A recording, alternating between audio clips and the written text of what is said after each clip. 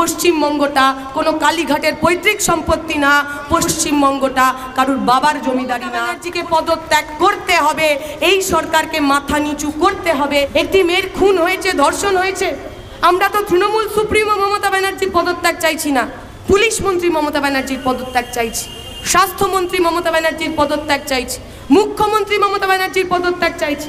এখন আমার প্রশ্ন হচ্ছে, যারা চারিদিকে অরাজনৈতিক করে কেঁদে বেড়াচ্ছে, যে লোকেরা, যে সকল সেলিব্রিটিরা বিভিন্ন জায়গায় দাঁড়িয়ে বলছেন রাজনীতি করবেন না, রাজনীতি করবেন না, আমরা তাদের জিজ্ঞেস করতে চাই, ওই ফুটবল ক্লাবের সাধারণ সমর্থক যারা কালকে রাস্তায় নামলেন, তারা প্রত্যেক কোনো রাজনৈতিক দলের সদস্য?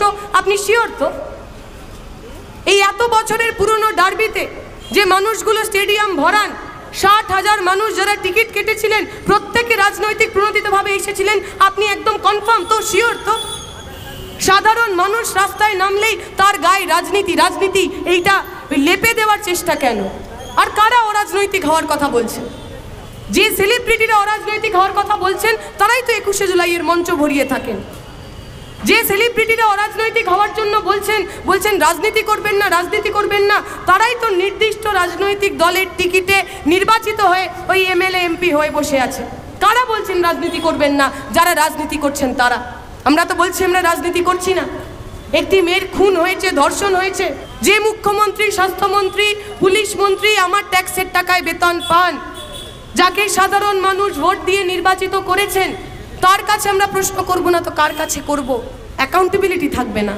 আমাদের ভোটে জিতবেন, নীলবাতি লাল বাতি লাগানো গাড়িতে ঘুরবেন, আর আমাদের কথার উত্তর দেবেন না, চলবে না তো।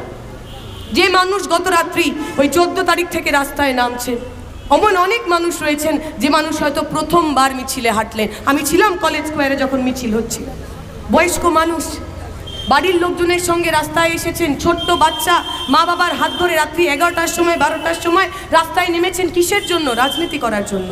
ভোটে দাঁড়াবেন ওরা, হাত তুলে ভোট চাইবেন আপনাদের মতো। দেশ বাঁচার জন্য রাজনীতি করছেন ওনারা। পকেটে অনেক টাকা পাবেন, ভাতা পাবেন, অমুকশ্রী তমুকশ্রী পাবেন, তাই জন্য রাস্তায় নেমেছেন না তো। ওই ছোট্ট মেয়েটা, ওই 29 বছরের মেয়েটা যার খুন হয়ে যাওয়া, ধর্ষিত হয়ে যাওয়ার ছবিটা আমরা রাত্রিবেলা ঘুমাতে যাওয়ার সময় ভুলতে পারছিলাম না। ওই মেয়েটার মুখের দিকে তাকিয়ে ওরা রাস্তায় নেমেছে। ওই যে ছোট্ট 8 বছরের মেয়েটা প্ল্যাকার্ড নিয়ে দাঁড়িয়েছিল, আমি সুরক্ষিত থাকবো কিনা, বড় হয়ে আমি সুরক্ষিত থাকতে পারবো কিনা, ওই মেয়েটার জন্য রাস্তায় নেমেছে। সবাইকে শত্রু বানাচ্ছেন আপনারা।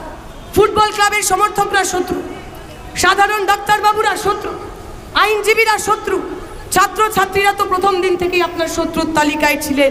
আমরা খালি এটুকু বলে দিতে চাই, সমস্ত স্বৈরাচারীর যখন সময় ফুরিয়ে আসে, তারা তখন ওই শত্রুর ভূত দেখতে শুরু করে।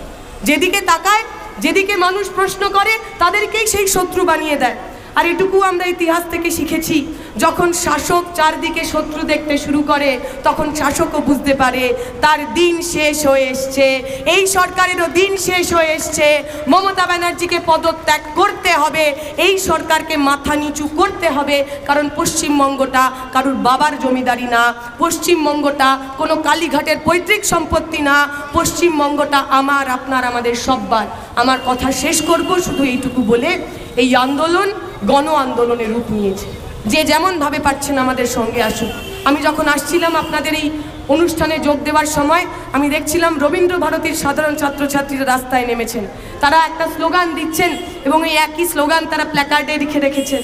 আর পুলিশ তাদের পিছনে গার্ড দিয়ে হাঁটতে হাঁটতে যাচ্ছে। তাদের লেখা আছে যে পুলিশের বাড়িতেও তো মেয়েটি রয়েছে, পুলিশের বাড়ির মেয়েটির নিরাপত্তা দেওয়ার দায়িত্ব পুলিশ বাবু নেবেন কি নেবেন না। যে সাধারণ পুলিশরা আমাদের কথা শুনতে পাচ্ছেন, আমি আপনাদেরও বলবো, আপনাদের সঙ্গে আমাদের কোনো পারিবারিক দুশ্মনী নেই। আমরা মনে করি আপনার বিয়ের দাবিতে আপনি যখন রাস্তায় নামবেন, আমরাও আপনার সঙ্গে থাকবো। আসুন এই পশ্চিমবঙ্গকে বাঁচাই। আপনার বাড়ির ছোট্ট মেয়েটার অবস্থা যাতে আরজিকরের মধ্যম গ্রামের উনাওয়ের হাতরাসের মেয়েটার মতো না হয়, আমাদের সঙ্গে থাকুন। এই সরকারকে প্রশ্ন করুন, স্বৈরাচারীর শেষ দিন এঁকে ছাড়ুন। আসুন এই গণ আন্দোলনে, এই জন আন্দোলনে আমরা একে অপরের হাত ধরে থাকি। এটুকু বলে আমার কথা শেষ করব। শুকরিয়া। ইনকিলাব জিন্দাবাদ।